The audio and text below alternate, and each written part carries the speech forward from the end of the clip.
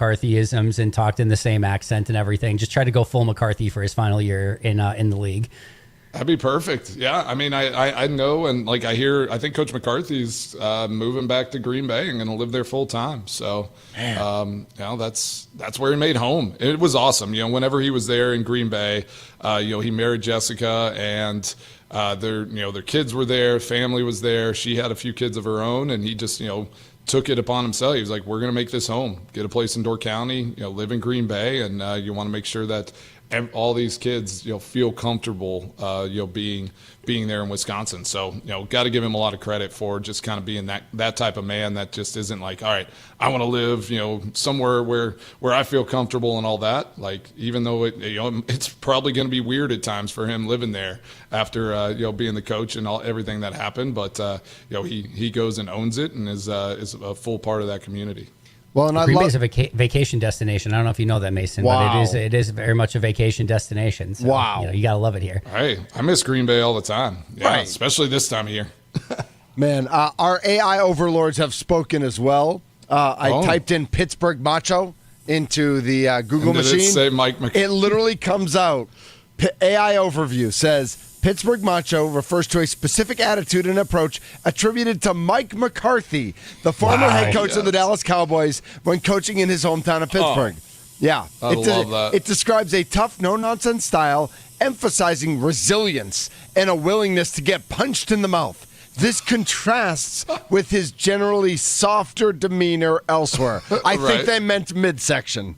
Oh, jeez. Ouch. I mean, the fact that it's like former Dallas Cowboys coach when he won a Super Bowl with Green Bay. Yeah, I mean, that's not Pittsburgh mentality by AI. AI is not made from Pittsburgh. That's what we just learned. Get out of here. Yeah. Former Packers head coach. Right. He doesn't. We only have room for one AI thing in this building, and that's Andy Herman. So we have AI Andy over here, but.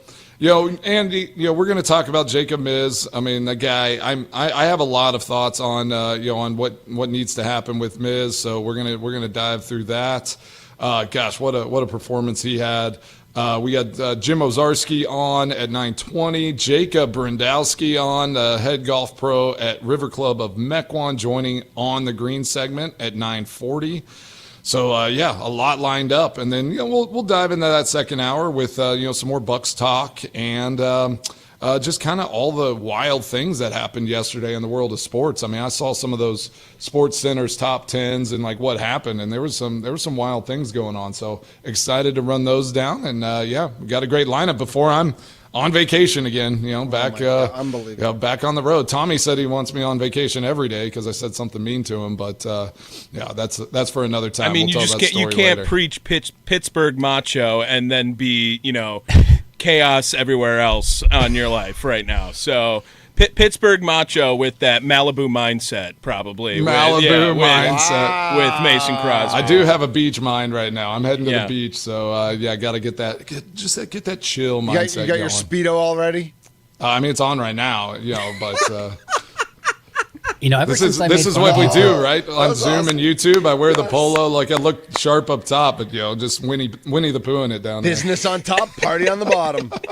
Ever since I made fun of you for being terrible at retirement, there's been a lot more vacations in your life, I've noticed. I think maybe you might have taken that a little too personally. I did take that personally, Andy, and I'm just trying. I'm trying my best to be a great retiree. Verbal meme, Michael Jordan sitting on the couch when Andy Herman, the interviewer, asks Mason Crosby, why aren't you retired better? And then picture of Mason's face. I took that personally.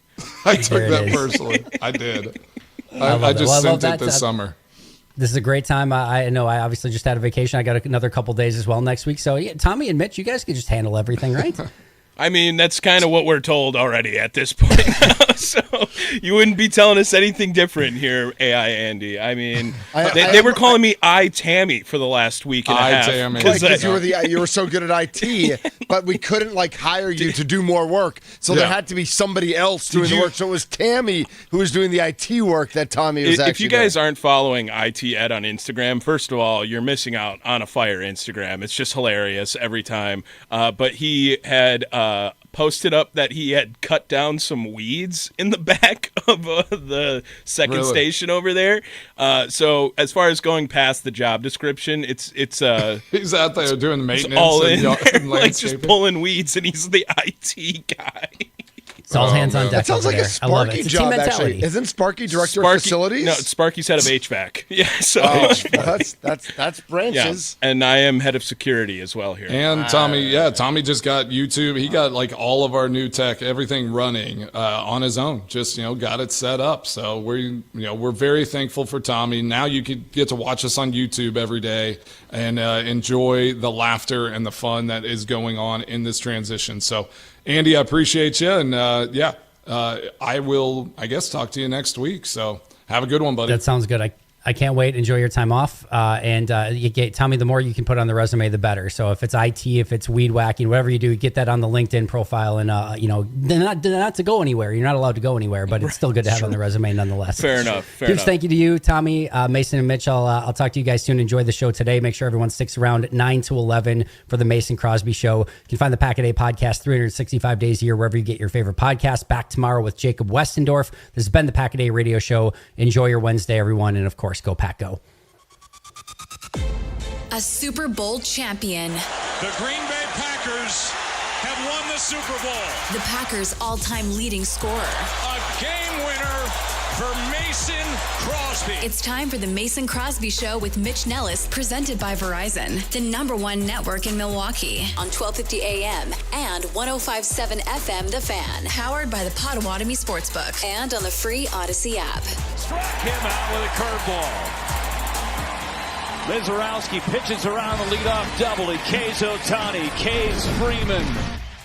1-0 ball game as we go to the bottom of the third, and the Miz taking center stage. Good morning and welcome in. The rest of us are living in the world that Jacob Mizorowski has created. He is making national headlines. I actually think giving up a leadoff home run to Shohei Ohtani adds to his lore. It doesn't detract from his lore. We will talk about Jacob Mizorowski. We've got Jim Ozarski from the Journal Sentinel, Jacob Brindowski from River Club of Mequon, and we've got the kicker, the one, the only, vacation man, Mason Crosby.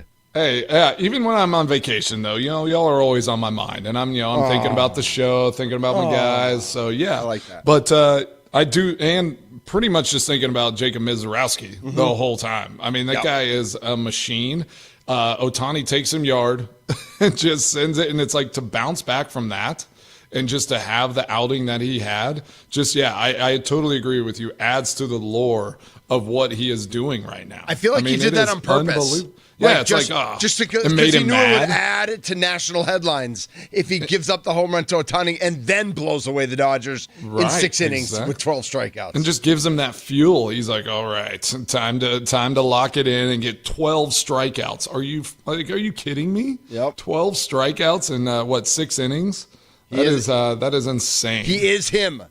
And the rest of the pitching staff. The stat that I saw that was amazing, and I know y'all saw this, was that. What was it? Brewers pitchers last night, Miz, Koenig, Uribe, and McGill averaged 99.34 miles per hour on their fastballs. God, it's so slow. Like, that's the highest average fastball velocity in any single game by a team in the pitch tracking era. Here's another one. Amazing. Here's another one that's fun. Insane. In beginning of the season, the March-April timeframe, the average four-seam fastball for the Milwaukee Brewers was 93.2 miles an hour. That was the 28th ranked speed for fastballs in Major League Baseball. Now in July, it is 95.3. It's gone up 2 miles an hour. That is 5th best in baseball. Yeah. Welcome, Jacob Mizorowski. Yeah. And as we mentioned yesterday, though, welcome also Freddie Peralta. I don't know if it's Mizorowski. I don't know if Peralta likes the warm weather better. Yeah, but his velocity's been up. I mean, it is fun to watch right now what is going on at AmFam Field, what is going on with our Milwaukee Brewers. Jacob Mizorowski gives up kind of a fluke grand slam last week in New York after he should have been out of that inning. Comes back, gives up a leadoff homer to Shohei, and then shuts down the Dodgers. And not to be lost, is that the Brewers have won the first 2 games of the series. It's like, we can talk about Jacob Mizorowski forever, exactly. but the Brewers have won the series against the feared, fearsome, scary juggernaut of the LA Dodgers. The Brewers, so today is like you're playing with house money. Today's candy. And they won a game with only 3 runs. Right. I mean, that has to be like the main headline here, right? I mean, impossible. They are just like they do the impossible. They do all the tough little things. It's impressive. I mean, and Miz was not just throwing 102. Like, his velocity was actually not as high as it had been in some previous games. I mean, his slider, and then that 86-mile-an-hour curveball, where, like, imagine that. So dirty. You see a 102 or 101, and then that curveball just comes in at 86 and just dips on you. I mean, there was an at-bat, Mason, yesterday where he threw, like, 4 or 5 straight pitches that were borderline high and outside to Michael Conforto. Yeah. Okay, and it was like, I think it was 3-0 on him. Yeah. And then he pitches, and then he gets a strike, and then he gets a foul off, but all 5 pitches were high and outside. Yeah. And then he pitches his curve low and inside. How about messing with a guy's sight line in a way that, like, is so absurd? Gets Conforto just, like, swinging out of his shoes, has no idea what's going on. He's already loaded, like, ready, and he's like, oh, gosh. I've also looked ahead. I don't know if I have like the official answer on it here, but confirming that Jacob Mizorowski might have thrown and is throwing the fastest slider of all time. My research shows Matt Bush was throwing 96 on his slider back in the day, and Mizorowski hit 97 multiple times on his slider yesterday. The fastest average speed on a slider goes to Shelby Miller currently because he is qualified. So he is throwing it 91 miles an hour, and that is the fastest average slider. And Mizorowski's hitting 97 and like all the time with it. It is ridiculous. I mean, like, his just complete control of his pitching right now, and the types of pitches. It's not like he's just coming in throwing gas and like picking spots. I mean, he is throwing every type of pitch. I know Ohtani, I think, hit his that 88-mile-an-hour curveball that he threw. That's what he took to hit the home run on. He guessed lucky. Yeah, he just got like it just kind of hovered a little bit. But the fact that he got a home run, like, hit against him, against Ohtani, and like that could rattle so many people, right? That would rattle normal men, but not a pitcher like Miz. He just comes back, throws gas, gets out of the inning, and then just goes on a tear. So that's, I think, what I was most impressed with was just how he got taken yard there right off the bat, and then just settles in and finds a way to just pitch himself through one of the best games he's probably had to this point, and he's had some excellent games. I think what'll be interesting to watch with Mizorowski, and we'll see how this develops, is when strikeout pitchers figure out a way to get outs without striking guys out. And what I mean by that is conserving their pitches, because it takes a lot of pitches to strike everyone out. Through 3 innings, get the ball on the ground and let him. Yeah. Through 3 innings last night, he had 8 of his 9 outs were strikeouts. And, like, that's amazing to have 8 strikeouts through 3 innings. Like, that's incredible. We love that as fans. But as a pitcher, that's not necessarily putting yourself in the best spot to succeed, for sure, especially long-term, whether within that game or throughout the season.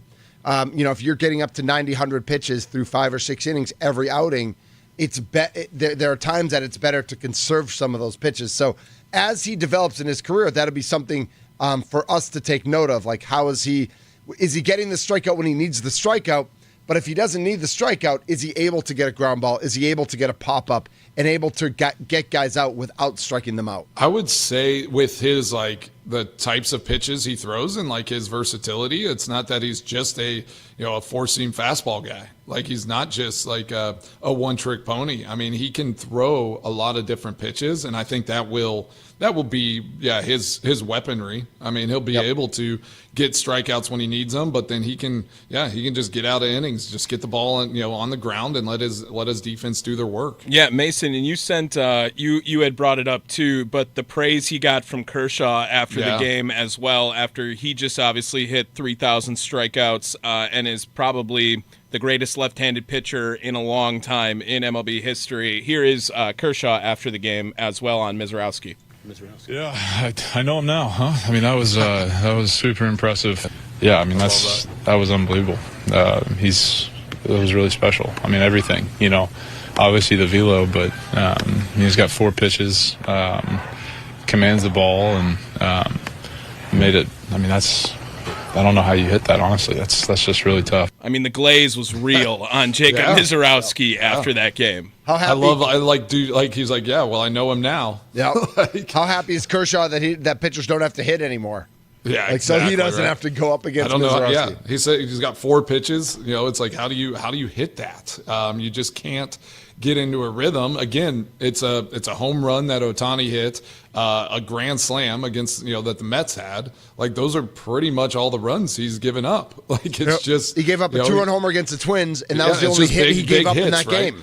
And that was what we kind of said, right? With his velocity, with that, like, there are going to be great batters that will be able to hit his pitches. Yeah. But if you connect with 102, you're hitting it hard. Not the bulk of a lineup. It's just like you're going to get maybe one guy on every roster that is going to be able to figure it out and find those pitches. But that's not a recipe for success. Whenever you have Miz on the mound, to come up against him and say like, well, every time this guy gets up, he might have a shot at sending 1 yard, but everybody else is just going to be swinging at air. We are the Mason Crosby Show, presented by Verizon, the #1 network in Milwaukee. We're live from the Fan Studios, powered by the Potawatomi Sportsbook. The Nicolay Law Fan Talk and Text line is 414-677-1250, 414-677-1250. On a scale of 1 to 10, how are you? Is anybody not a 10 on Jacob Mizorowski? Right? Like, I don't know. We'll see. We'll see where this goes. Again, it's still July 9th. There's still 3 months of the season to go. Essentially, and he's got to stay healthy, and the team's got to keep playing well. But right now, everything seems lined up for a fun rest of the summer into the fall for Jacob Mizorowski, and it's like, and he's doing it as everybody said. Like, yeah, it was easy to pitch against Pittsburgh, but he was going up against Paul Skeens. It's not easy to pitch against the Mets, and he saw that. The Twins are a decent team, but he faced one of their best pitchers. He was going against Clayton Kershaw. And listen, pitchers don't face other pitchers. We get that. But the fact that he's come in and faced the Cardinals, Paul Skeens, the Twins, the Mets, and the Dodgers. Yeah, because Twins, it's is it Scoble? Is that? No, he's on the Tigers. He faced Ryan. Joe Ryan. He's good. Who's that's very right. good. Yeah. And so, but I saw that too. It was like, I mean, these the future of pitching in the major leagues, like the similar types of guys. It was like Skeens, Scoble, and Mizorowski. Yes. I mean, he's in that conversation, already, national awesome. media right now, where it's just like those are the long legs, just long arms, literally touching the plate as they release the ball. It's ridiculous. And something we've been talking a lot of trade rumors, things like that with the Bucks and all. I mean, can the Miz shoot like an outside 3? Like, why not put him on the Bucks? 3-and-D, baby. I mean, I think he could be a tight end for the Packers. Like, let's just get him on every Wisconsin major league sports. I mean, you just you're 6'7" and everyone thinks you're amazing. Right. Like, relax. Okay, relax. The guys. No, I want him on every major. I want him on every professional sports. I mean, Chet Holmgren just got $250 million. He's built just like him. So maybe Exactly. Jim Ozarski, Milwaukee Journal-Sentinel, Bucks beat reporter, former Packers beat reporter, and all-around sports fan of our teams, is going to jump on to go over some of what we saw with the Bucks and what we can expect. Jacob Brindelsky will round up this first hour. He's the head golf pro at the River Club of Mequon for Mason's On the Green segment. Mason won't be here on Friday, so we're going to do that today. Jim Ozarski, Milwaukee Journal-Sentinel, next on the Mason Crosby Show, presented by Verizon. All right, let's go, Jim.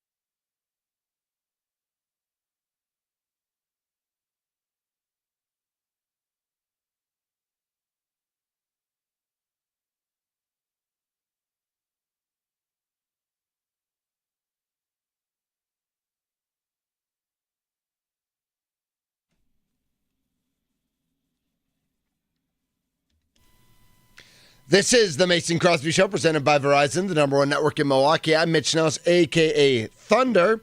And remember, you can join Mason and Jordy Nelson, among others, at the Beloit Brouhaha Softball Slam, a charity softball game July 27th at ABC Supply Stadium that will feature football legends and Wisconsin and Illinois celebrities to raise money for Make-A-Wish Wisconsin. Register for your chance to win tickets at thefanmilwaukee.com.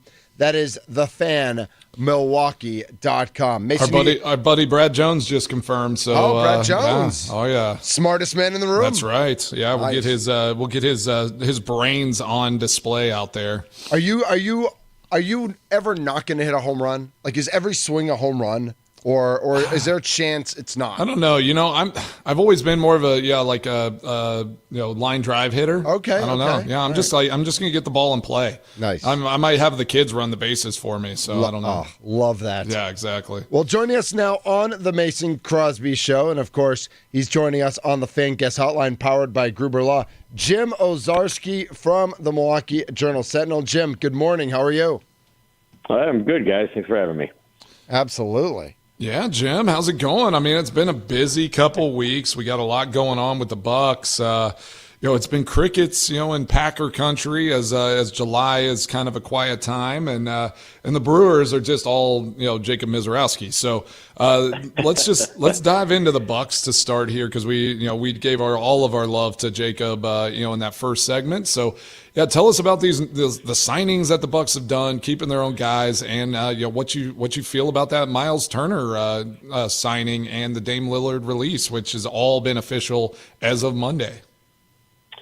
Yeah, I mean, look, to make the biggest free agent splash of the summer, that is not something the Milwaukee Bucks do. And it's not because they don't spend. It's just they have not been a cap space team. They've not been a team that can really play in that unrestricted free agent market.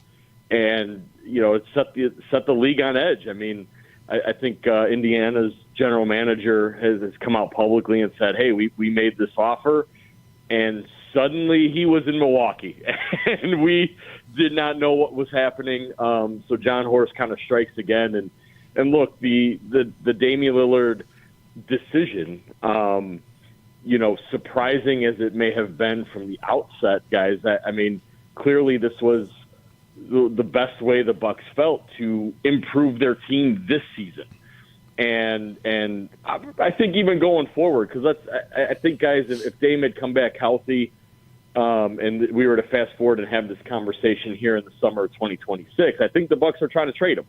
Yeah. I mean, we've heard the reports on how he's happy and looking, he can stay home, and I think his time here had come to an end regardless. There's 2 years windows now in basketball, and I think, they'd be looking at adding contracts for multiple years now. So, yeah, Dame's money's on the books, but I think the Bucks made a calculated risk, and they're a better team today, guys, than when we last talked, before for sure kind of this period started. So that's the big one. Returning their young players. Gary Harris is a nice sort of backup to the backup shooting guard. So the Miles Turner thing is big, but they kind of doubled down, guys, on that younger group that we saw have success in the playoffs. Now, I think it's up to Doc Rivers and those coaches to put that group on the line on the floor more often and see what they can do, in the bigger stretches of game. Well, yeah, Jim. I mean, they carried this Bucks team through the second half of that season. I mean, these young guys stepped up and they made plays, and they were unselfish in how they did it. But then whenever you needed them to step up, Gary Trent goes for 30 plus in a couple playoff games. So yeah, I'm excited about kind of the up and coming Bucks players that they brought back to kind of in a sense on prove it deals. Like, all right, let's see where you're at. And then in that third year on I think all of their deals is an option where they can go and get paid somewhere else, or they can the Bucks are going to re-up if they've proven that they can be those guys. So excited about that. Yeah, in the Dame stuff, it seemed like for the 2 year stretch, like it just obviously didn't work. I think the only thing that is negative on it is the money that is drawn out. My only viewpoint on that is that you were going to have to pay Dame anyways. Obviously, you want a player of his caliber while you're paying him on the court, but he just didn't seem like the same player while he was here, and I think there was a lot of off-the-field stuff going on. I know we've talked multiple times about he was going through a divorce, being away from his family, like all of those things, and those can play a huge factor. Yeah, for sure. And I think I do, being around him every day, Mason, I do think he really tried to make it work both professionally, personally. Look, on paper, it was a great fit, with Dame and Giannis. Yeah. And that was sort of, I think the Bucks have to make that swing 10 out of 10 times.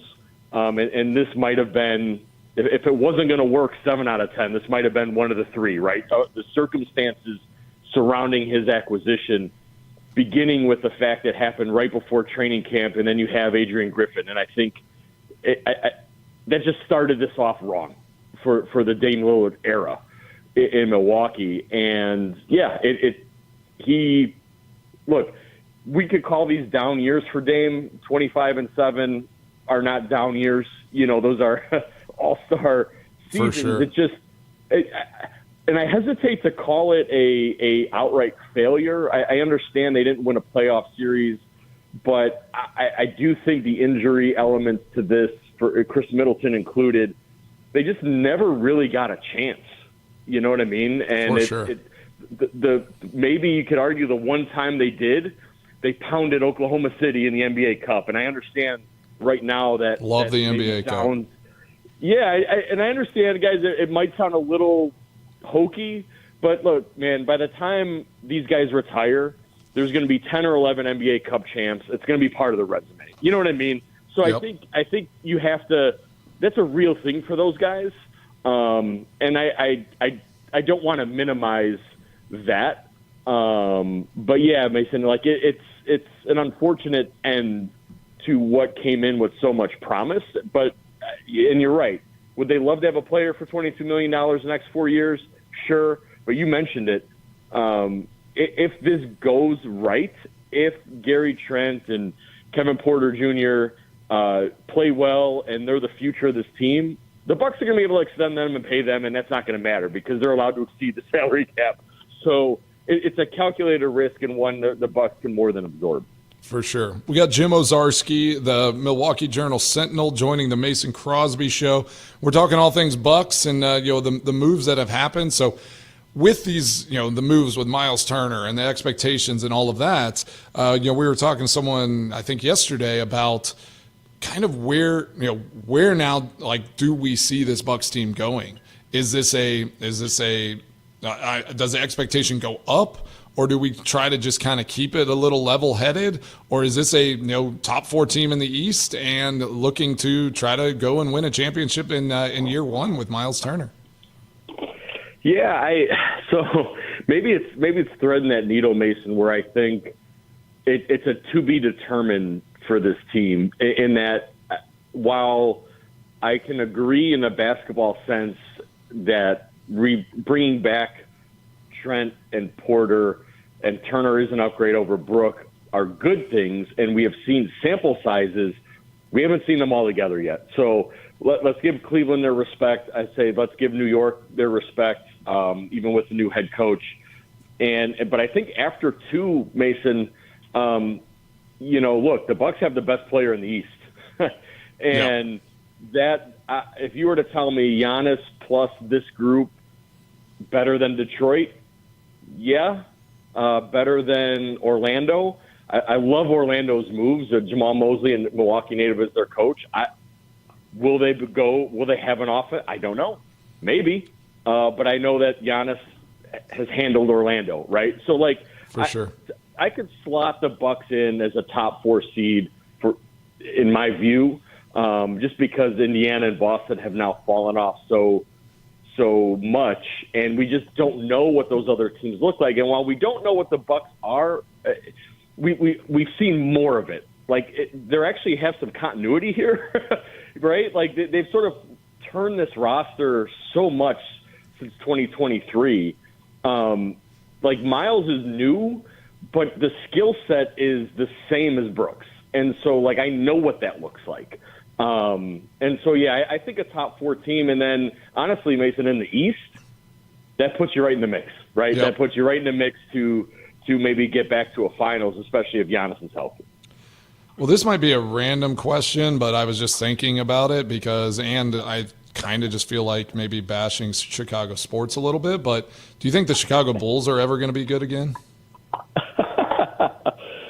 It's hilarious. I no, maybe. They did win their last 3 games, so they were on a winning streak at the end of the season. They enjoy getting to that play-in and that extra home game that counts in those standings. Right. But it does count in the pocketbook for. I was going to say, Jim, the revenue is like at least as much as an NFL playoff game for the city when they host that one play-in game that no one wants to go to or watch. Exactly. Hey, they were there though. They were there. But this is a good question. No one knows what Chicago's doing. So I like that answer. Yeah, I don't think the Bulls are going to be part of the equation. We'll put it that way. When it comes to who's doing what and making the actual playoffs out of the East. Oh man, well I love that, and I needed to hit on Chicago sports just a little bit because it's always fun to do. But Mitch, you got anything for Jim before we let him go and jump on the green here in the next segment? No, I mean I could talk to Jim for hours, but for sure. I saw Chet Holmgren got the rookie max, and I know they just won the championship. With him getting the max and with SJ getting the max, like. Are the Thunder going to run into salary issues in the next year or two? And as much as they won the title, like Chet Holmgren was more like underwhelming than overwhelming in the playoffs. I thought could the Thunder's reign be less long than we think it is, even as young as they are, but just because of finances in the NBA? Yes, I mean the way this is set up, guys, is that the dynasty is dead, and that's been manufactured that way by look, it's 2 parties, ownership and the PA agreed to the CBA, and that's what it is. And I think the well-managed teams like the Thunder, and when I say well-managed, meaning they drafted really well and had these homegrown players. But yeah, once those extensions kick in, and it's not this year, but it's in the coming years. They're going to have to make some decisions. And so I think Mitch and Mason, the Thunder's window, quote unquote, is longer than most. And that's going to be 3 years before they have to start making really hard decisions. And that's not really a window anymore. Like that's, back in the day, I mean, you were talking 6 years, 7 years with this stuff. And look, Indiana, it's over for them. Like they're the next version of the Pacers is going to look way different.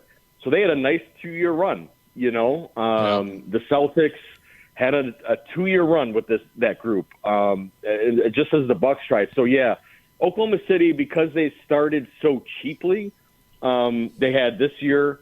Next year they probably got a third, but the math says, guys, they're likely not going to win. Like championships, they were the healthiest team in the league. That seems improbable, going forward. But yeah, Mitch, it's their runway's longer. We'll give them that credit, but it's set up for them to be broken up, coming a year or 2 years from now. Yeah, it's a changing league, from what it was whenever we were growing up and younger and watching it, in the mid-late 90s, but. Jim Owczarski with the Milwaukee Journal Sentinel joining the Mason Crosby Show. Really appreciate you, Jim, and I can't wait to have you on as this season starts rolling and we get to talk Bucks over and over again. Yeah, sounds good. Talk to you guys then. All right, thanks. That's Jim Owczarski, and of course he's joining us on the Fan Guest Hotline powered by Gruber Law. One call, that's all.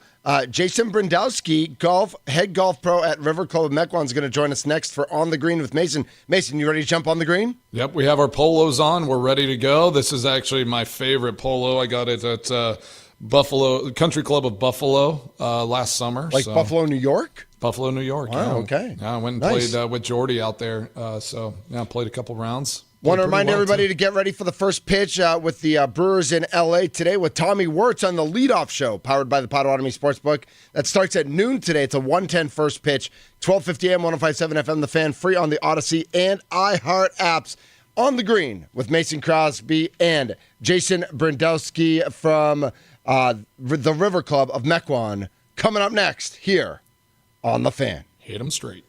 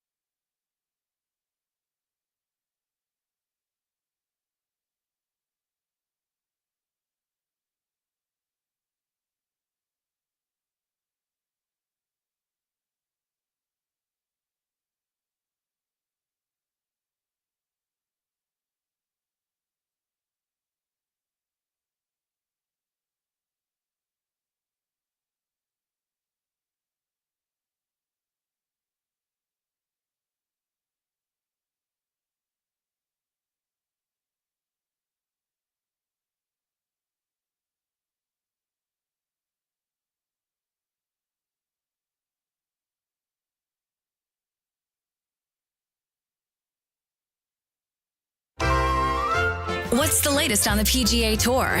What course do you need to get out and play? What's the latest from the local golf pro? It's time for On the Green, presented by Alice Windows, Doors, and More on the Mason Crosby Show with Mitch Thunder Nelles. Presented by Verizon, Milwaukee's #1 network, broadcasting live from the 1250 AM and 105.7 FM The Fan Studios. Powered by the Potawatomi Sportsbook. This is On the Green with Mason Crosby. We do it every week at Friday at this time, but Mason is going to be in Bermuda, probably not golfing, though maybe. I was trying to set up something, but I don't think I'm going to have any time. I'll bet you are. He's out on Friday, and so we're doing it on Wednesday. We will replay it on Friday, and then, of course, we replay it every Saturday on Wisconsin Sports Weekend with Charlie and Jack as well. Mason, Take it away, my friend. All right. Yes. Welcome to the On the Green segment. And we have Jason Brindowski, head golf pro of the River Club of Mequon. You can go find them at riverclubofmequon.com.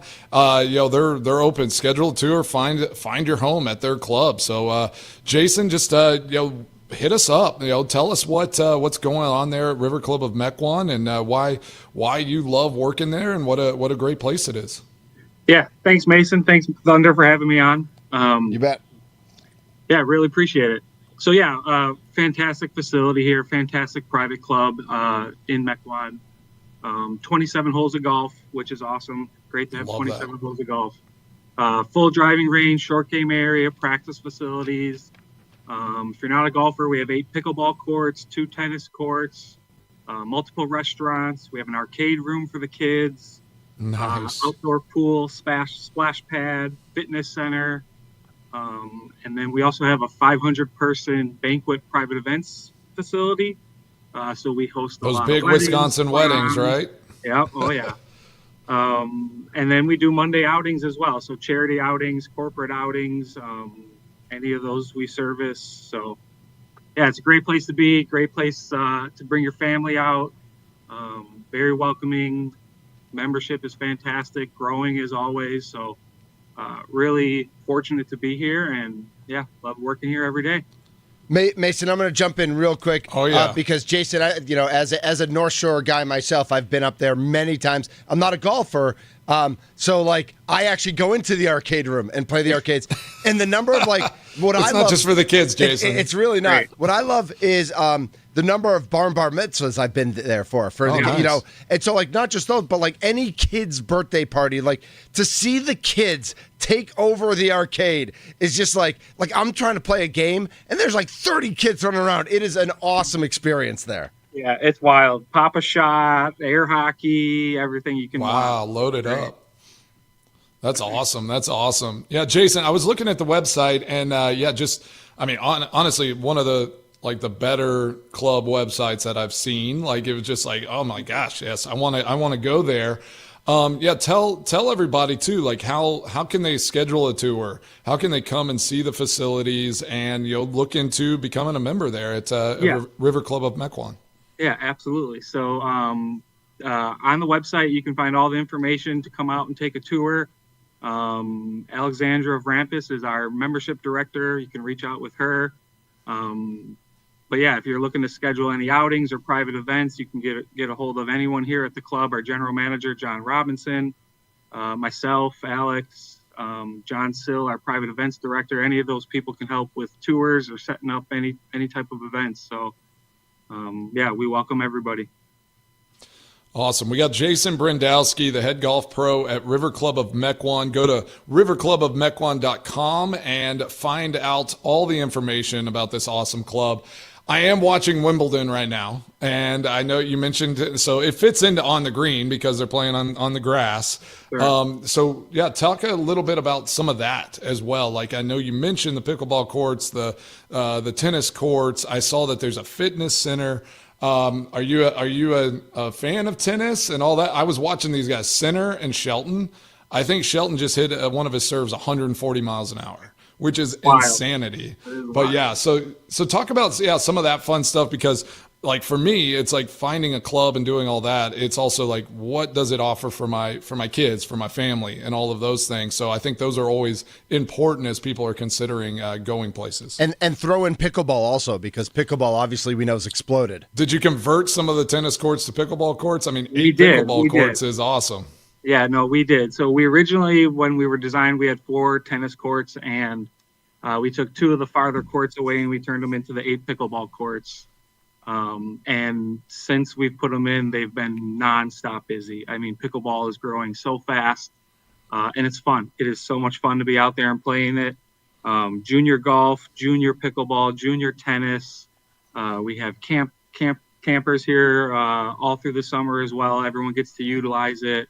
Nice. We set up leagues and open play nights and stuff like that on the pickleball court. So. It's really phenomenal to have that here and be able to offer our membership that. Awesome. Jason, something we ask on the green segment to our golf pros and the people that jump on, just if somebody is getting into golf or, is established and wants to like get their game better and in better shape, coming to a golf pro, kind of what are some lessons or some things that you will start with to get them off on the right track? Just if you can tell our listeners some tips that can help them get their golf game going in the right direction. Yeah, it's funny because it's not just for the beginners. It's not for people that have just picked up a golf club. It's for your competitive players, your high handicappers, low handicappers. Everybody that is in the game knows that there needs to be some practice involved. So some of the basic stuff that we like to work on here is obviously our fundamentals, our grip, our posture, ball position, stance, that type of thing. But again, I would say don't be afraid to try it. Don't be afraid to try anything. There's no cookie cutter way to swing the golf club. Everybody's different, so don't think that you can't swing one way or have to swing this way. It really is trial and error, and the more you can get out and practice, the more lessons you can take, the more you can kind of fight through that kind of stuff. So, but we're always going back to fundamentals. Posture and grip are two major factors that will really help you swing the golf club a lot easier. I love it. Jason Brindowski on the green with Mason Crosby. He is at the River Club of Mequon. You can check it out at riverclubofmequon.com. Get out there, schedule a tour. Get a charity event rolling. Yes. It just looks amazing. I have not played River Club, so Jason, this is my little plug. I need to, next time I'm in town, I'm coming to see you. Out. All right. And maybe you could help me out because, we talk about I talk about the mental side of the game all the time. Obviously, what I did for a living, very mental. And so how could you help me if I'm over a 4-foot putt to win a match and I'm more nervous over that than, kicking a 50-yard field goal to win a football game? Do you think you could help me overcome that? Well, here's the deal. I mean, it's routine, just like it is with kicking, right? You have the exact practice, routine that you're doing. So you have a routine. As soon as you put that ball marker down or you put that golf ball down and pick up that ball marker, you're going through that routine, whether it's 2 practice strokes, check your grip, look at the golf ball, look at the hole, back at the golf ball. Those types of things can kind of ease the mind and ease the mental side of things. So you're not thinking about missing the putt or, if this is to win your Nassau, your bet with your buddies or anything like that. So I love that. Really hammering that routine down helps kind of ease all that pressure. Nice. That's definitely what I did on the golf or on the football field, but on the golf course, sometimes I just go and it's more fun to pound, try to hit 300-yard drives than go on that putting green and grind over some putts. Definitely here and there. Jason, tell us a little bit about the member guest event you got coming up. Yeah, so middle of July here we have our men's invitational, which is called the River Cup. It's our member guest. We have 72 teams with 72 guests that come out all across the country. Nice. We play 5 9-hole rounds. Everyone gets flighted based on handicap into 12 different flights. And then we go out afterwards with all the flight winners and some wild cards, and we do a big shootout. So then everyone gets to drive around, and the bev carts follow, and we have a great time. Obviously, food, drink, award ceremony, dinner with the spouses afterwards. It's a fantastic time. That's Love awesome. that. Yeah, member guests are so much fun, and that aspect. You bring the wives out for that first little time, and you let them kind of see what's going on. You keep it a little tame, and then the festivities start for the next couple days, right? Yeah, they have a great time out there. Well, I was a member at Oneida Country Club for a long time when I played in Green Bay, and I could never play in the member guest because it was during training camp. So as a member, I never got to do that, and but now I actually go back as a guest these last couple of years and play. So it is such a fun time, and it's awesome that y'all do that. I know that's a huge undertaking for you and your staff, though. So we'll be wishing you luck as y'all prepare for that and get that ready, and then take a breath after. Nice. So so tell last kind of couple things. I know Mitch has a question. He talked about the arcade, but I do think Mitch needs to ask his question because I think a lot of listeners will resonate with this. Well, and because you mentioned the couple restaurants, so I've eaten at the bar before. I've eaten in the restaurant before. I brought my mom and my wife there for Mother's Day a few years ago. But last summer I was there for one of my buddies who is a member had his birthday party kind of in that downstairs bar area. And the food was fantastic. But I got to ask you, what's your favorite thing to eat at the River Club of Mequon? Like, you could take anything from the menu. What is your go-to on the menu at any of the spots there? I'm pretty simple. So I love the good turkey club on a wrap. That's my go-to lunch order here. And the fries are great. Chips are great. So I'm definitely going with the turkey wrap. Nice. Awesome. Y'all, do you offer a buffalo chicken wrap or a buffalo chicken of any sort? Yes, we do. Okay. I don't know why. Like I'm a simple guy as well, and it's like every time I go to a golf course and they have a buffalo chicken wrap, that's going to be my go-to. So I'll definitely be crushing that whenever. That's always a good one. That's always a good one. Exactly. Yep. Well, we got Jason Brindowski on the green with Mason Crosby. He is at the River Club of Mequon. Go to riverclubofmequon.com. Check out all their wonderful things. Where is your membership primarily? Like, do you have people from all over the area of Milwaukee, or is it, like a community tighter group kind of around the club? Like, kind of what is your demographic there usually? Yeah, we're definitely set inside of a community. We have a lot of housing around the facility where we get a lot of our memberships, and then obviously within Mequon area. But we have members from Saukville and Port Washington all the way down to Tosa and in Milwaukee and South Milwaukee, Oak Creek. So they are driving a long ways to get here up 43. But yeah, it's pretty much all over. Nice. And just before we let you go, just give a little plug. What do you feel like sets River Club of Mequon apart from some of the other clubs in the area? Yeah. Well, this is our 5th year anniversary with our corporate partnership with Heritage Golf Group. They're based out of Virginia. They own a lot of facilities up and down the East Coast, and then out into the Midwest, a couple in Illinois.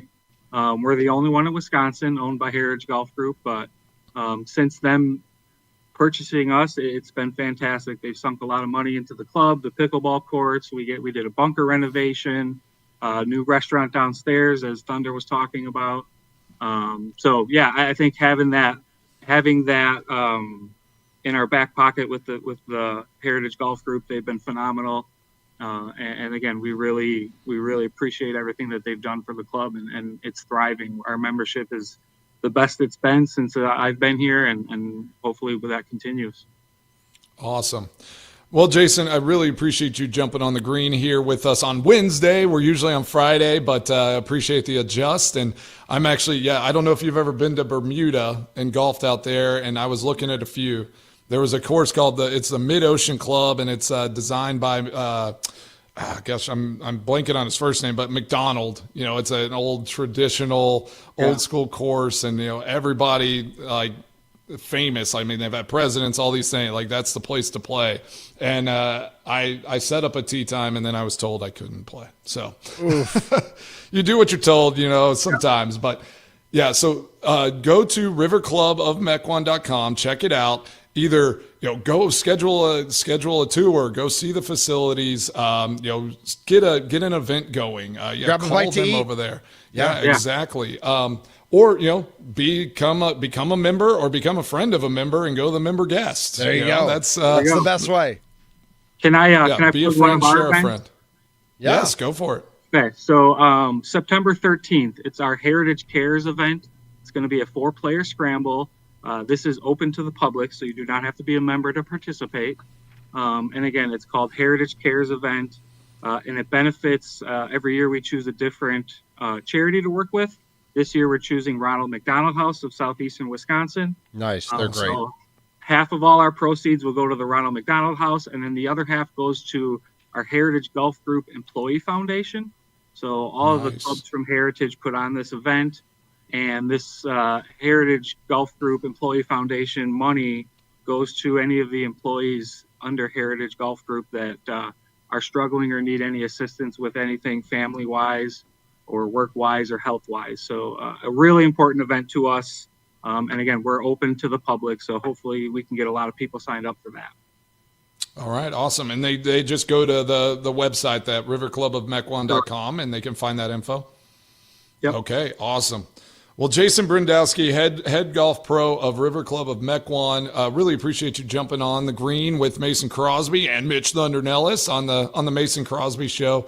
And I can't wait to get out there and tee it up. So maybe you can give me a couple lessons while I'm there as well. Definitely. Thank you guys for having me. Really appreciate it. Absolutely. Right. Thank you, Thanks Jason. a lot, Great job. All right. Go Pack. That's right. Oh, yeah. Go Pack. Gets the Go Pack in there at the end. I love it. Jason Brindowski, head golf pro at River Club of Mequon. Thanks for joining us on the Fan Guest Hotline, powered by Gruber Law. One call, that's all. In the second hour of the show, Mason, we've got some more Bucks talk to get into, some more Brewers talk as well. Can they complete the sweep today? We'll get our leadoff show specialist, Tommy TK Wirtz, to give his opinion. Tom Selleck, he's got the Tigers hat on again today. You guys just want to give me a nickname so bad, and you know I'm just not a nickname guy. Like Tommy is not my government name. You're all the names, man. Tommaso Wurzenheimer. Yeah. Tammy is still my favorite. Nice. We will figure that out. Remember, Mason, Jordy Nelson, Brad Jones, and others will be at the Beloit Brouhaha Softball Slam. It's a charity softball game July 27th at ABC Supply Stadium. There'll be football legends, Wisconsin and Illinois, influencers and celebrities, and the money raised goes to Make-A-Wish Wisconsin, an amazing organization. So, register for your chance to win tickets at thefanmilwaukee.com. That is thefanmilwaukee.com. More of the Mason Crosby Show, the second hour, coming up here on The Fan, 1250 AM, 105.7 FM.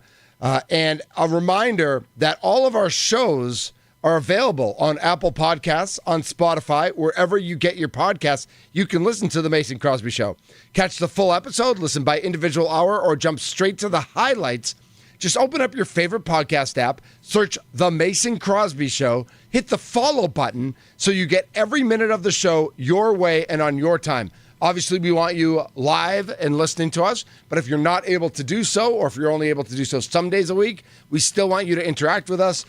So listen to it, but then also shoot us a tweet, shoot us a text, shoot us some feedback, because we want to hear from you. Jump on, whenever you're driving home in the evening, just jump on, put us on the show, on the podcast.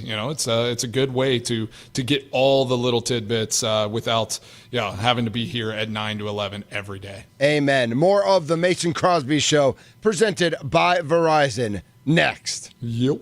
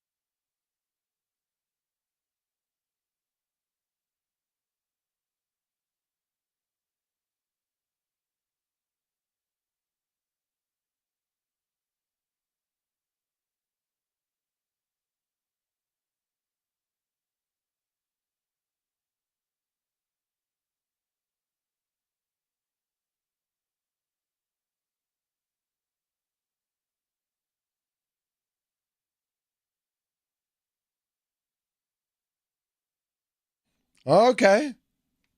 All right, I know that one. Kind of weird, but okay. On the random selection that happened, and just like to jump into the chorus instead of the intro, which like the intro is so much better. But you know, right into the middle. Yeah, right in. Just jump right middle in. of the show, middle of the song. That's right. This is the Mason Crosby Show, presented by Verizon, the #1 network in Milwaukee. Remember the Beloit Brouhaha Softball Slam. Register for your chance to win tickets at thefanmilwaukee.com.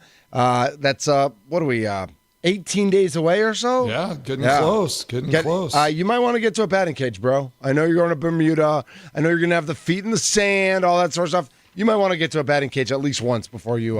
just get out and ball. It's fine. I mean, you say that, but like, I mean... It's like Ken Griffey, like, does a cheetah stretch before it takes down a gazelle? Right. What are we doing here? All right, I have a question for you, Mason, because I saw the Instagram, like, kickoff to the wine podcast. Yeah. What were you kicking the ball to?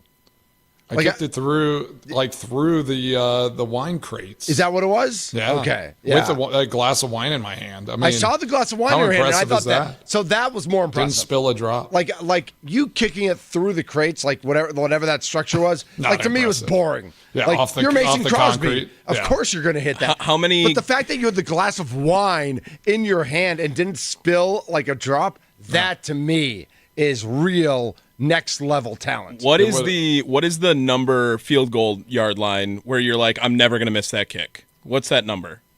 The number? What do you mean? Like how many yards? How many yards where you're like, I'm 100 for 100? 42. Well, gosh, I mean, like if you're at the old extra point, I mean, if you're at 20 yards, like you expect to always make. How many glasses of wine until you miss an extra point? That was an extra point. That was a 33-yard kick, I think. Was like well, that one's not as guaranteed anymore, right? Tommy, that's a great question. How many glasses of wine until it's not automatic? A million. I mean, I could... I think that needs to be something we do though. Is like, yes. After it does. every show, every Crosby's crew, it's like after a bottle of wine, and that'll be my indicator. Can I still make a field goal after drinking this wine? Amazing, and it will give it. We'll give ratings for it. I love that. Let's go. That. All right, we are definitely. I was definitely not. I was on that. That was like my first glass that day. Yeah, so, right. Definitely. Yeah, not. You really, drilled it. Yeah. I was just wondering how many it would take until you missed that kick. Arguably too easy. Yeah. I think a bottle of wine, it would start getting a little shaky. Nice, love that. Brewers play again today at 1:10. The leadoff show, noon to 1, with Tommy TK Wirtz. Can't wait for that. And Tyler Glasnow is pitching for the Dodgers. Mason. He is a former, you say star. He was really good with Tampa a couple years ago. I don't know if he's had some injury issues. So this is his first start since April 27th. He had a shoulder issue, and he's been on the disabled list or injured list or whatever for all of May, all of June. He's finally coming back. He'll face Jose Quintana, 6-3, 3.44 ERA. We kind of have no idea what to expect. Like, this guy can throw BBs. Like, this guy's really good, but it's his first time back, so let's jump all over him, right? Yeah, pepper him all day long. I'm not concerned. I think, with Quintana on the mound, I mean, Quintana's going to just do his thing. I think this might be a 9-run type game. I think they're going to get after it. So it's a day game. It's a weekday day game, so you know what that means, Mason. I'm wearing the polo shirt. I'm going to the game. But I already have... Is that why you're wearing the polo? Okay. I already have my narrative. I already have my question that I want to ask Murphy after the game to fit my narrative and to fit my story. Okay. You already wrote the story. I already wrote the story. I just need Murphy's quote to fit into it. Okay. The story is about how good Quintana's been this year. Okay. And I just want to kind of ask him, like, hey, has it surprised you at all how effective Jose Quintana has been? Like, assuming Quintana pitches well today, which we all assume he will, has it surprised you at all how seamlessly he has interacted with the team, he has melded with the team? Last year he went 10-10 with a 3.75 ERA. He pitched well Like nothing. 10-10. You can't always control the record, but an ERA under 4 is pretty good, and he's at 3.44. That but he's pitched for the White Sox for 5 years. He pitched for the Cubs for 4 years. He pitched for the Mets for a few years. Like, has it surprised you how well he has integrated and pitched for the team? So I already have my made up question in my mind.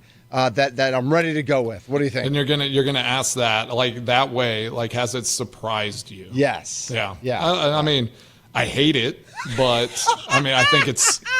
I hate the setup, like already written story question and worded that way. Right. Like just expect like an eye roll. I mean, Murphy probably won't. I want him to say no. It'll be an internal eye roll where he's just like, oh gosh. Here's what you have to ask him, Mitch. No, I'm not surprised. That's what he's gonna say.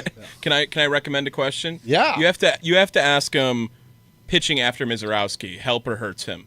Because he's got a completely different game than Mizorowski. So you said it that way. I would say, hey, Coach, knowing how hard Jacob Mizorowski throws and that Jose Quintana, being a lefty, having a different repertoire, doesn't throw the heat like Mizorowski, how much of an advantage is it for this team to have them pitch back-to-back?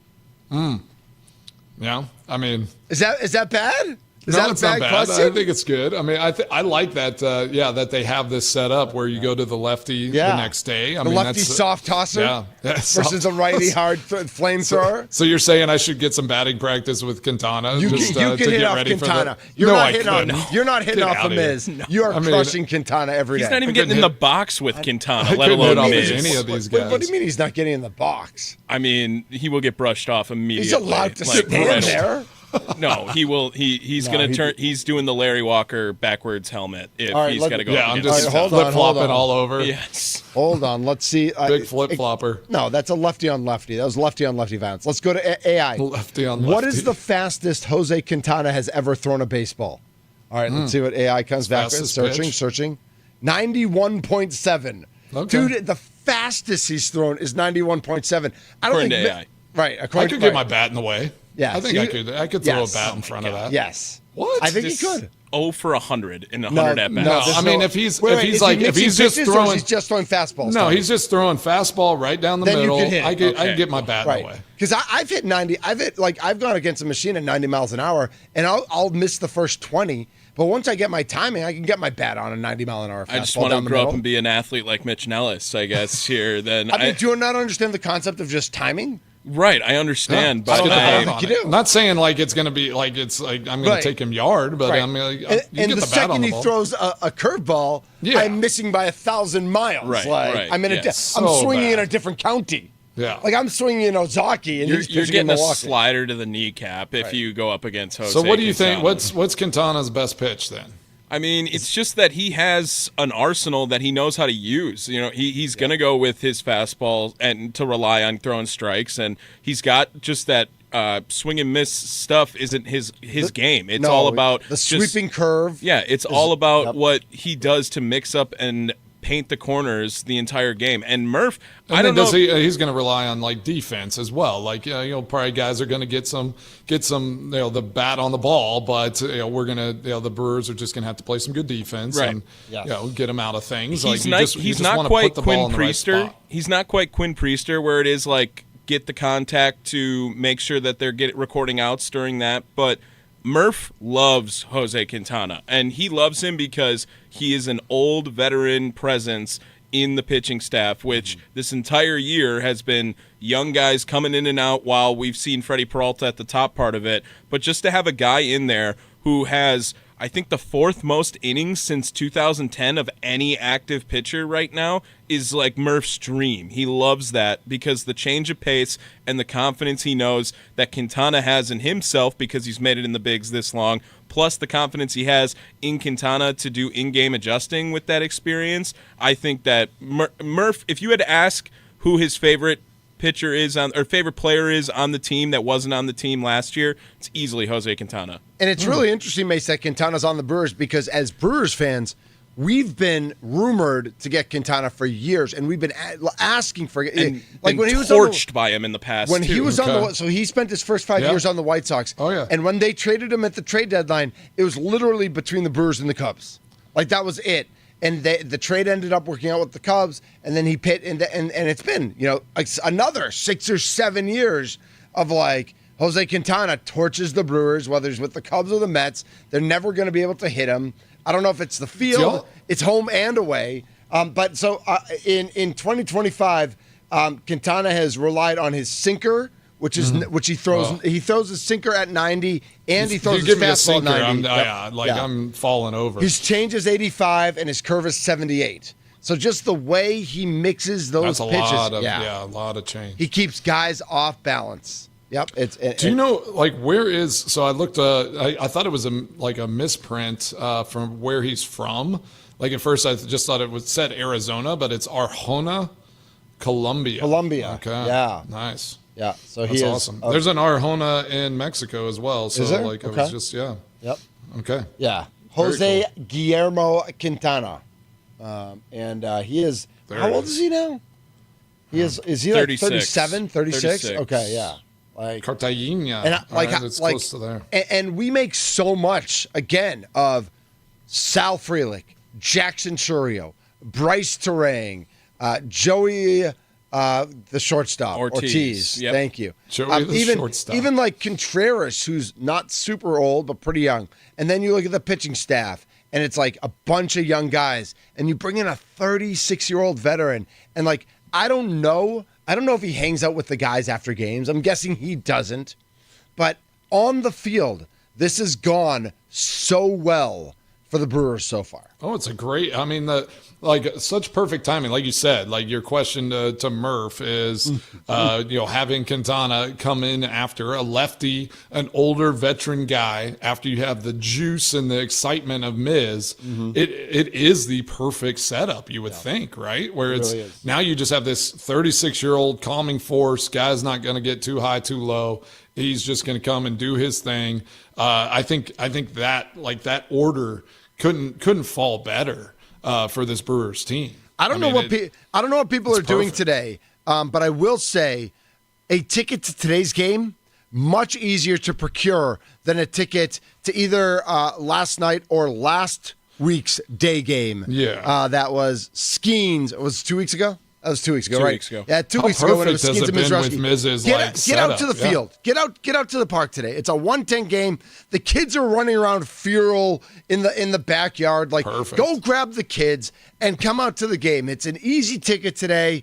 It's going to be less fans. It's going to be less media. I'm not going to be like, people aren't going to be walking into me. And actually, it wasn't quite as packed. There were a few reporters from the Milwaukee Journal-Sentinel there who are like social media reporters, not necessarily sports reporters, who were there 2 weeks ago.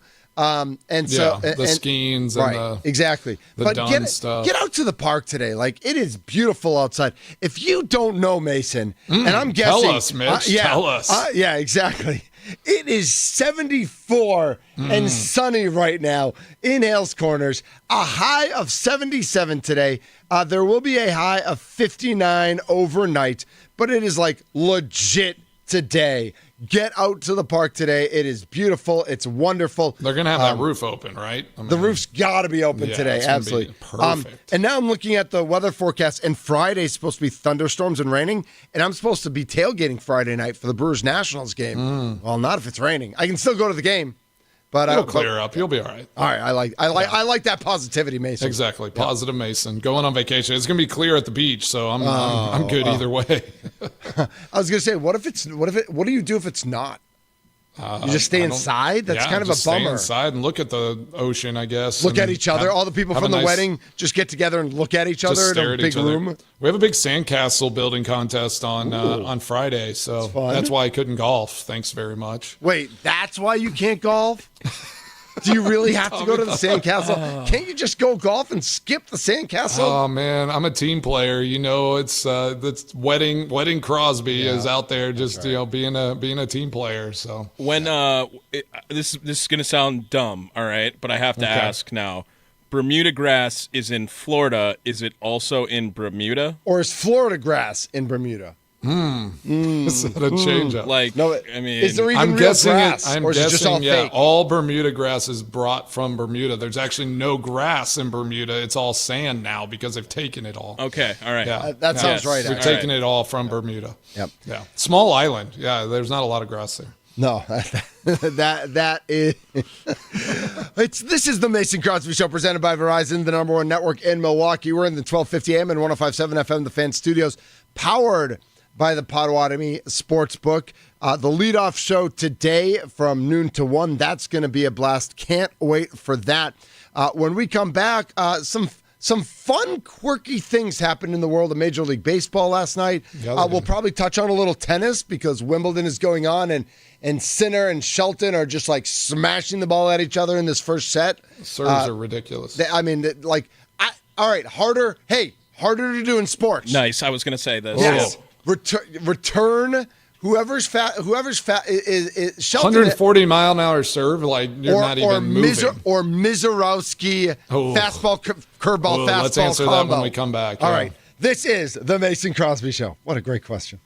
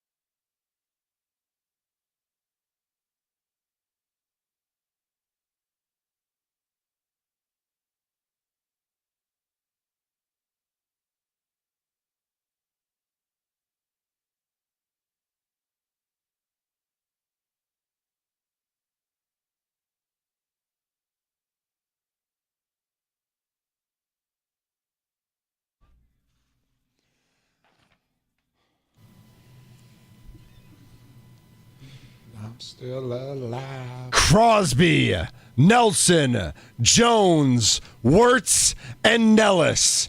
Those are 5 of the names you will hear at the Beloit Brouhaha Softball Slam on July 27th at ABC Supply Stadium in Beloit. And you can win tickets right now to support Make-A-Wish Wisconsin. All proceeds from the game. There'll be a silent auction, and there'll be all sorts of fun side games and stuff like that. We're raising money for Make-A-Wish Wisconsin. Register for your chance to win tickets at thefanmilwaukee.com. This is the Mason Crosby Show, presented by Verizon, the #1 network in Milwaukee. Mason actually had the Verizon folks at the house yesterday. Ooh, nice. Yeah, great dudes. They get you set up? Andy and Dean, not our Andy, a different Andy. Okay. Andy and Dean came over. They boosted up my 5G a little bit, and now we're working on we have a solution for my laptop as well, because they come by and they put in a mini tower almost, to boost your cell signal. Perfect. But now we're working on the computer signal as well, so I'm excited. It was great to see them, and they're big fans of the show. They're like, "Oh, you guys do a great job." I'm like, "Yeah, we do." Yeah, you're thanks. right. Thank you. Yeah. Because you can hear us because you have Verizon. Exactly. Yeah, you can hear us everywhere you go. That's right. And on all your podcast apps or whatever they are. And on your video devices, because we are now on YouTube. So make sure to watch us at The Fan Milwaukee on YouTube as well. Mr. Tommy Wirtz. According to the ATP, the whatever it stands for, something tennis something, what is the fastest tennis serve? Association of Tennis Professionals. Tennis Professionals, right? Yeah, okay. I knew what it was. I just was trying to be funny. God. What is the fastest serve on record? The fastest serve on record, it looks like I am between 2 names. The one name that it looks like is the fastest ATP Associated Tennis Press, John Isner, 157.2. Of course. Yeah. He's unbelievable. I mean,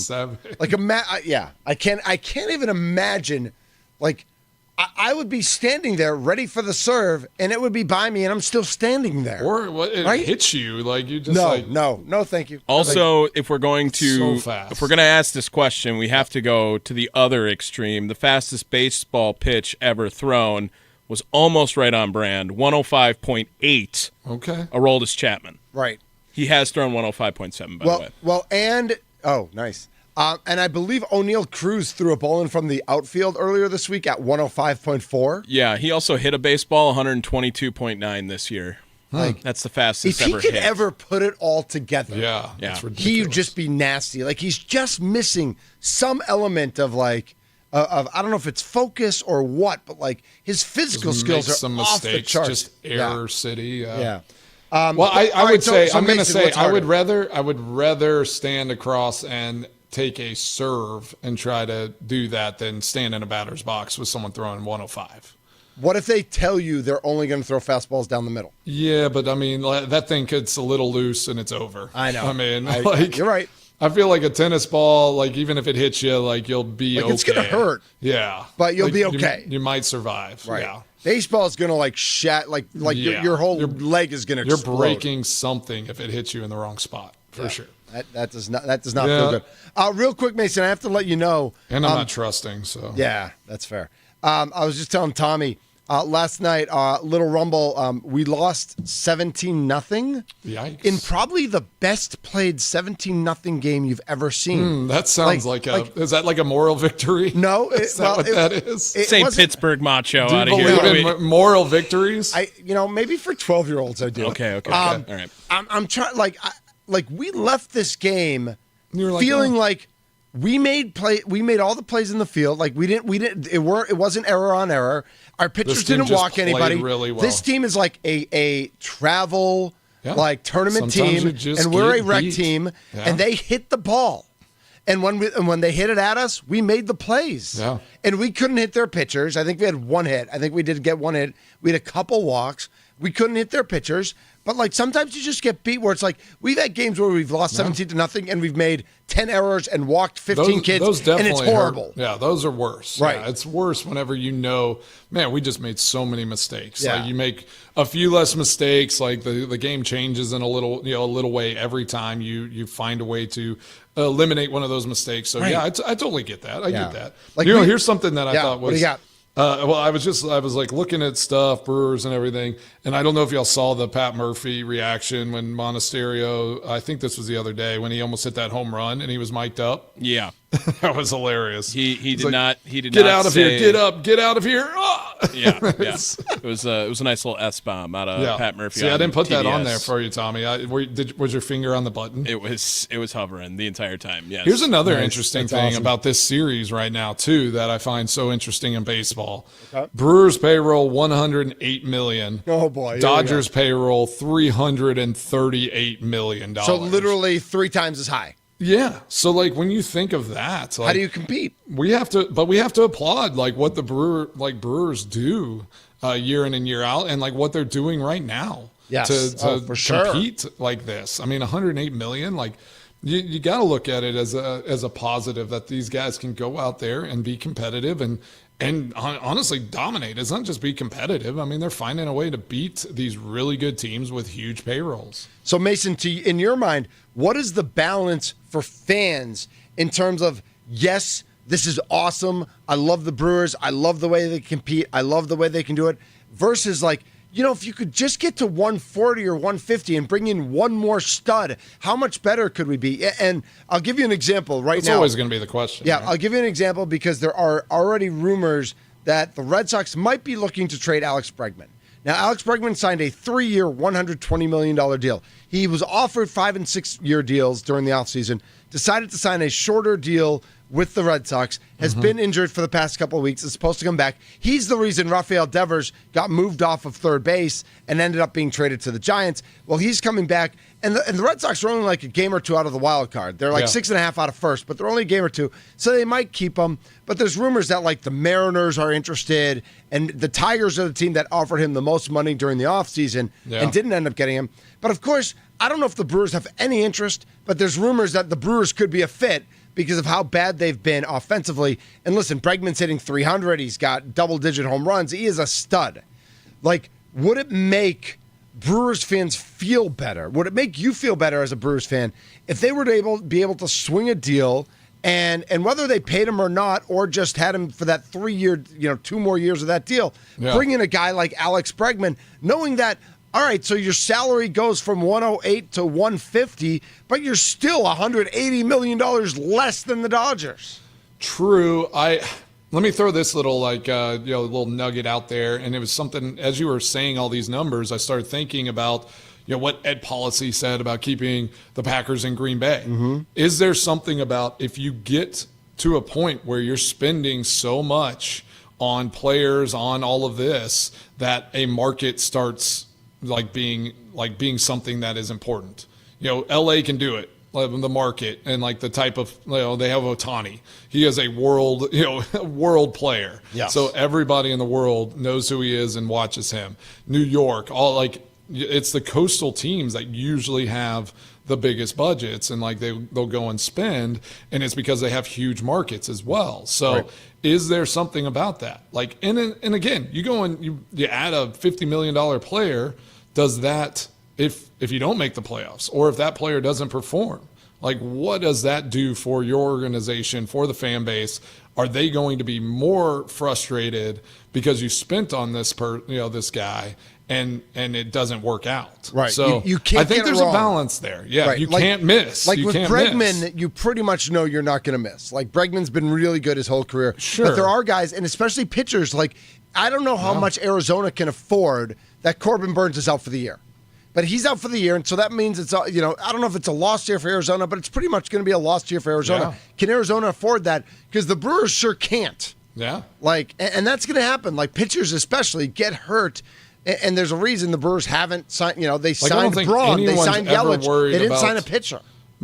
About these owners losing money. No one cares. No. They're not worried about that. Yeah. But it is. There is an expectation though, right? Whenever you when you spend on somebody, there's an expectation. And I think that you just can't miss. And I think it's something in Wisconsin sports. It's like you'd rather just plug along, be consistent, do the little right things than swing and miss. And I will say the Bucks do it more, but they also brought in an owner, from Haslam that is like a little bit more of a wild card. So it's just the ownership base, I guess. Yeah, it's the ownership base, but it's also how they view things. In basketball, I think you can swing and miss more often just because of how rosters are made up.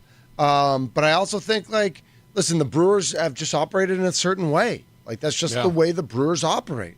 Sure. So Tommy has something. Tommy, our leadoff resident. I was going to give a good example with the Bucks, right, where that it doesn't matter. The market does matter. I understand. I don't understand. I guess more we've seen it with.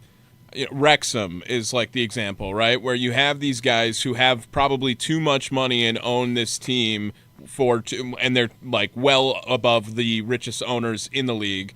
And then they just invest heavily because they're trying to get a return on that investment through promotion and getting to where they want to be, right, Mason? And they're marketing juggernauts. I mean, they just got Ancestry, I guess, as their kit sponsor. And, they had United Airlines last time. The money coming in, it is crazy what their marketing dollars are just because of the brand that they built around Wrexham. So now, on top of that, for instance, with the Milwaukee Brewers, they are selling patches on the jerseys now. There's sponsors on the helmets now. There are these avenues in which you can get more marketing and advertising dollars. So in baseball, you can do that outside of the collective. In NFL, obviously, you can't do that. Right, it's right. Very controlled. NBA and MLB both now have jersey sales sponsorships on there. They also even have it specially stitched on each player. For instance, if you are a righty, you have your stitching on your left shoulder. When you are a lefty, your stitching is on your right shoulder. That makes sense. That's brilliant. And so now I'm wondering why we haven't seen it really in pro sports all that often is why wouldn't you go and invest in the Tampa Bay Rays because they're at a low price right now because they don't have a stadium, which just happened. But why wouldn't a super rich guy go do it and then go throw some money in there, throw some money back, try to make a return on investment? And the value of a pro sports organization, has it ever gone down now since it's happened? I don't think it has.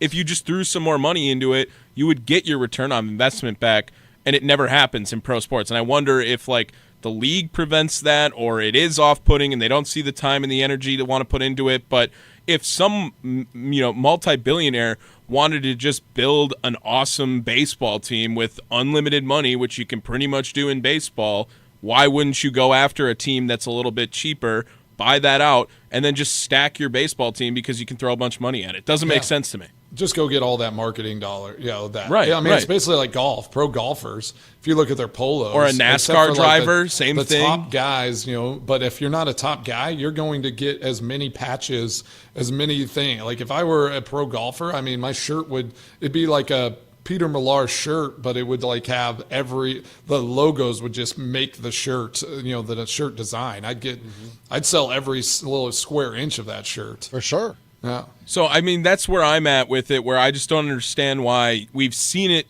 as an example in sports, but really the North American Big Four, when a sale happens, it's like the team was asking for it almost rather than this is actually a return on investment that I want. And I know in the NFL, they have to approve the owners in some capacity. Oh, for sure. Because they are, they all have to be on the same page. And that was a whole thing when Bezos wanted to buy into a bunch of teams all the different times and never got to.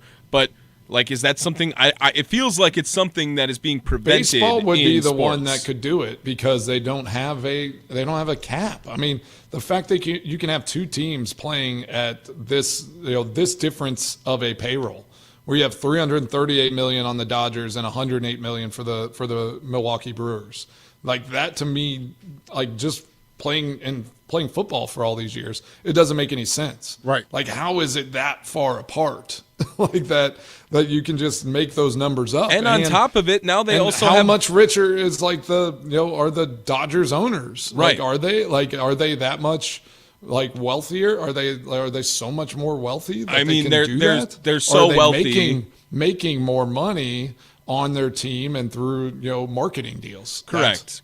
It's absolutely that. We also have seen now with the Dodgers another format of the deferred money, right? And that was a massive story when that happened with Shohei Ohtani's 10-year, $700 million. Well, actually, the 10 years he's playing on the Dodgers, it's $2 million base salary. That's what he's getting paid. And they had to pay his interpreter, so that was part of it. And so now, then he gets $68 million for 10 years after he's done with the Dodgers. Yeah. And I don't understand that if it was a player of that nature, who is Shohei Ohtani, the name, the brand Shohei Ohtani, is worth $1 billion no matter where he plays. No matter what. Does not matter that he's in LA.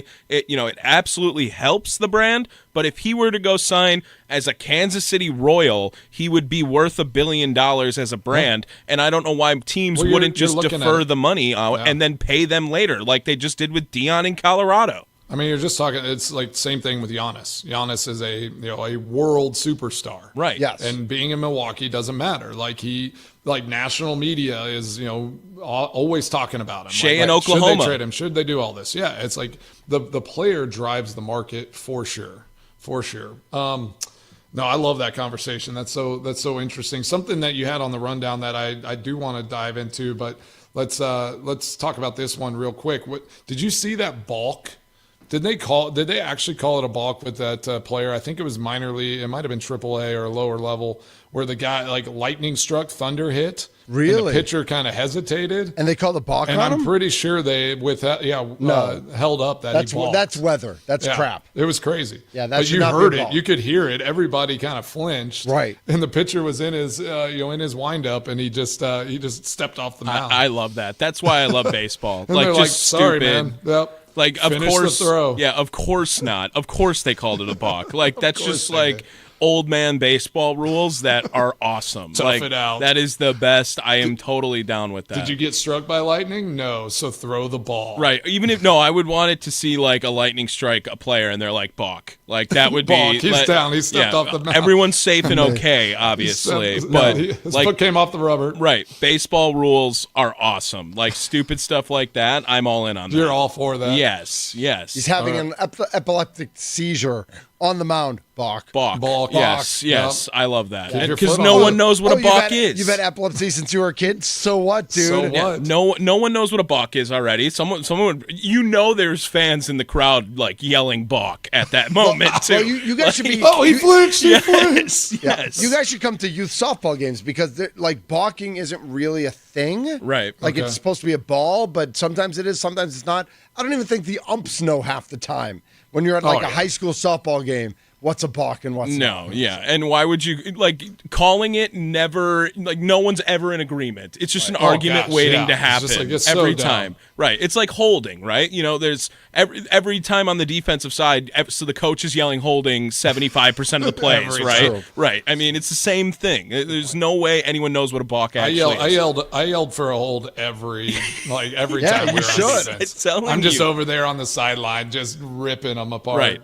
How great! I'm in the side judge's ear, just it's a hold. Pass interference. I'm like, oh my gosh! I'm running out on the field. Stupid rules. See, what do you want? You want to change that? You remember when they tried to make pass interference a challengeable play and how awful that was? That would be so awful. It was awful. Let's just have chaos and be okay with chaos at some points. It keeps it dramatic. It keeps us talking about it. It keeps it fun. Man. Robots would never do that. We would lose that with robot umps. We would lose it. We would lose that. I don't want robots. Nope, no robot umps. I love you, robot overlords. I'm never going to say anything bad about robots or AI because they're listening to me right now. Wow, so I Mitch. love you, robot overlords. Gosh. I love you, Canada. I love you. I love you, brats with no ketchup. Man, what else do I love?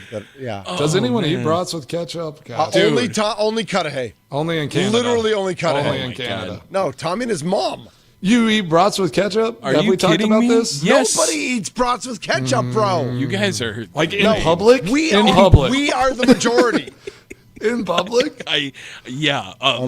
Happily ask for it. You'll go to a Brewers game and get a brat and have ketchup. Put ketchup on it. And kraut every time. Kraut? Yeah. Okay. So you cover the ketchup with the kraut. So you hide the ketchup. No, I put the kraut on first. Then I. Well, you put the ketchup on top. Ketchup on the kraut, man.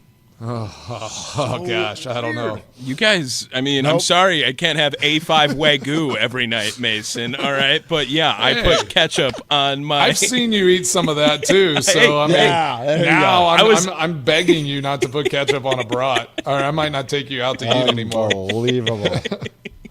Wow. Oh gosh. Okay, so and then you did have on the rundown, and I want to talk about this a little bit because we got like a minute or so. I saw it the in the park home run. It took me back to like childhood and like how I feel about it, like seeing that and seeing like it was like pure joy. All right, here we go, Mace. Think about it as a pro. It's a high drive, way out into right field. Even the crowd off the bricks.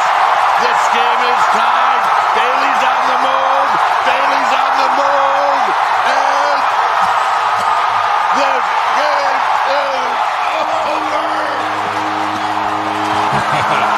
The horn, the foghorn. I think the announcer might have had a seizure during this call. He didn't know what to say. On a scale of 1 to Al Michaels, how are we ranking that one? Guy's way. That guy's.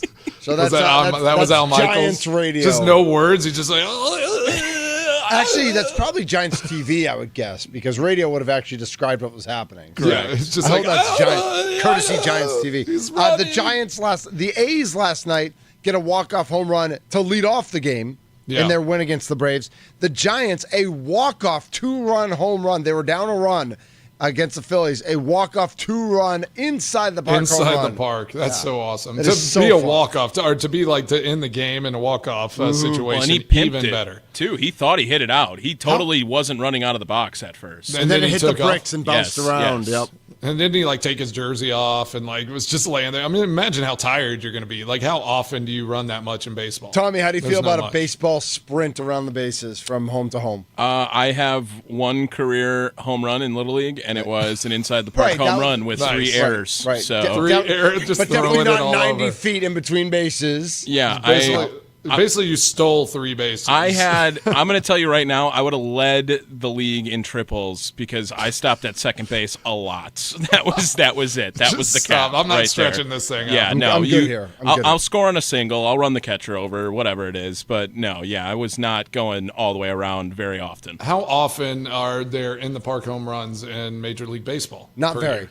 It'll probably be 5 a year. Yeah, I was going to many? say like Okay. 1 a month, which would be about 5, 6 a year. Yeah, that's actually so to more have than 2 I on the thought. same day is crazy. Yeah, that is crazy. As First Tommy time- Wirtz would say, that's crazy. That's crazy. First That's time like, a catcher. That's like eating a brat with ketchup. Okay. That's crazy. All right, I'll save my fun No, stat no. for the leadoff. No, show. go for it. First time Go a for it. catcher. First time a catcher in 99 years walked it off with a inside the park homer. Nice. Mm-hmm. All right. All right, hold on. I got my Google machine Again, too. I got to yes, ask. Also, being a catcher, he's not running all that much. Like, think When about was that. the last Just- time there were 2 inside the park crouch home down runs all on the same game day and in then- Major League Baseball?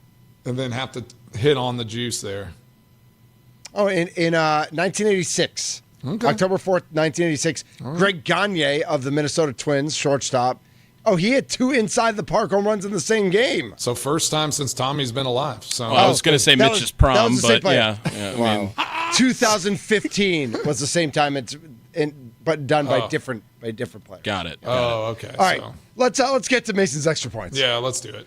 This is the Mason Crosby Show, presented by Verizon, the #1 network in Milwaukee. Mason's extra points are next. Coming to it.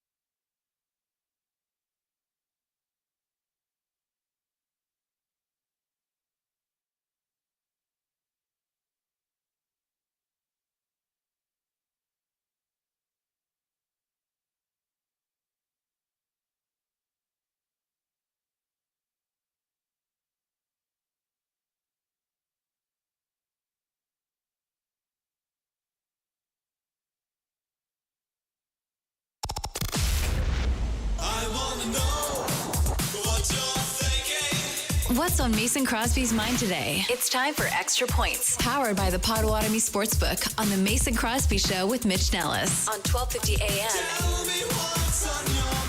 and 105.7 FM, The Fan. Oh, great week, great show. Yeah, it is the end of my week. Great week. Wrap this up. Wrap up this week. Freaking Wednesday. It's Human Wednesday. What a perfect time to end it. Mike. Yeah, Hump day. 3 days, a lot for me. You know, I got to ease back into this thing. So thanks for joining us this week. I hope you followed us. We're everywhere now. You can find us anywhere you get your podcasts. You can find us on YouTube. Amazing. Go to the Odyssey app, thefanmilwaukee.com. Find the Mason Crosby Show. You will not be listening to my voice for the next few days, but you will have Mitch Thunder Nelles, and I'm sure Tommy TK Warts will be diving in as well.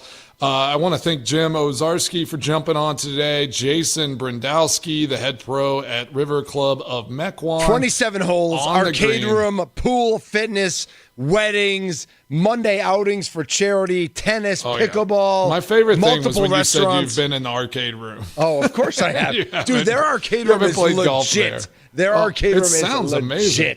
Honestly, that is the type of club. I love my club here, but that full country club experience is pretty epic. And Wisconsin does it really well. And it sounds like River Club of Mequon is top notch there. So I'm going to be on the beach. I hope I'm going to come back tan. That's the goal. Is I'm going to be nice and tan when I get back.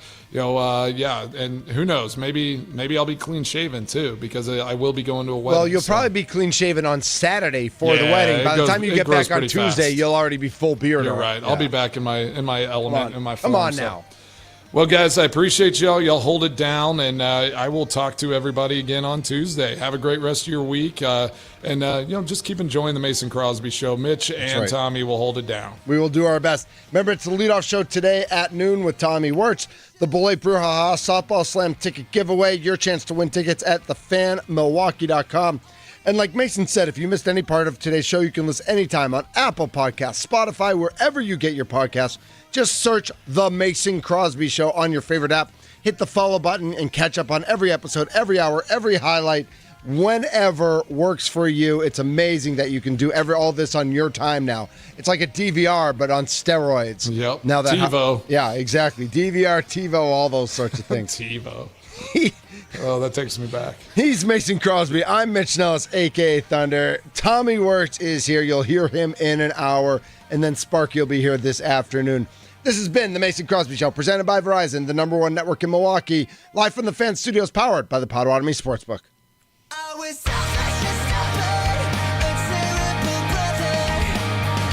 You don't have to forgive me.